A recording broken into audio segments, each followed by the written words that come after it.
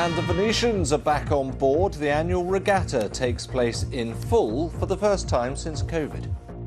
Now, tourism has been one of the most affected sectors during the coronavirus pandemic, but many cultural events are finally returning to normal, bringing back some of the pageantry that attracted the tourists in the first place. And that's certainly true in the city of Venice, as the BBC's Tim Allman explains.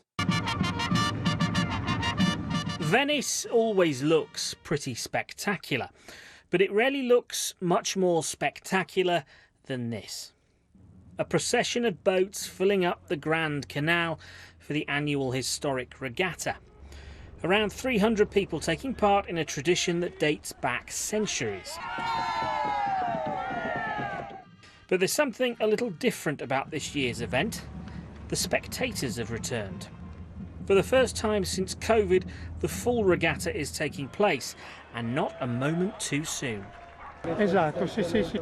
Last year we still came, but we couldn't stay because there was a ban due to Covid, said this man.